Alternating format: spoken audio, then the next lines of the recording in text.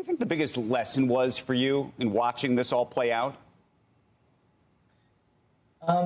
Just that when you have this kind of situation, it's because it appeals incredibly powerfully to the people with the money. And that in some sense, the real story is, this is a company that really didn't have an organic audience. I doubt a lot of your viewers were spending tons of time deliberately seeking out Ozy content.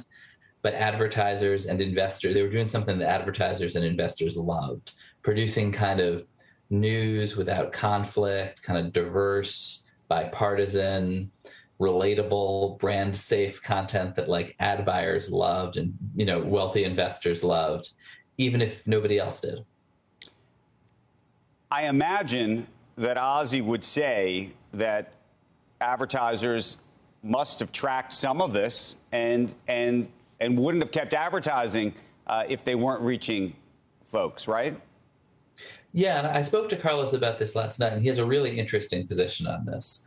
He's totally defiant, first of all, but also, they bought those views they paid essentially so that you would watch their show in pre-roll before the Peppa Pig video that you were trying to watch or the Andrew Ross Sorkin video you were trying to watch. And I said, Carlos, doesn't that mean you don't have a real audience? And he said, no, everybody else is just throwing their content out there for whoever. We are choosing our audience by marketing it directly to them. That is not how most people see kind of paid views, but they were real views. It was just that Ozy was paying for them. Right. Maybe not organic, but it looks like as a business model, they were effectively arbitraging advertising rates in certain cases, right? Paying for the views and hoping to charge their own advertisers even more.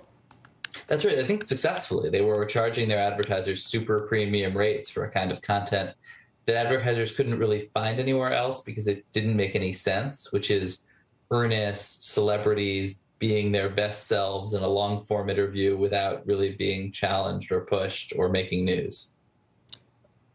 What about, though, the investors, Laurene Powell Jobs, Mark Lazarus, and the like, and the diligence or lack of diligence that went on during this period? And I'll also throw out there, maybe you can speak to it, that BuzzFeed, where you had worked prior, had looked at this company and done some diligence themselves.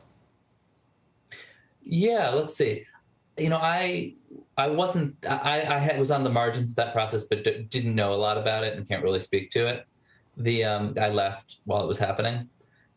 So people stopped telling me things.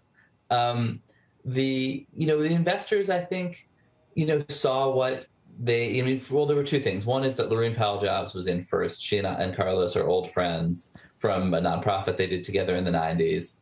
And I think one of the things that you see in the kind of Silicon Valley community is is that there's a kind of a herd mentality, and rather than diligence, you say, oh, wow, this person I trust is in, and I kind of want to maintain my relationship with them and improve it by throwing some money in too.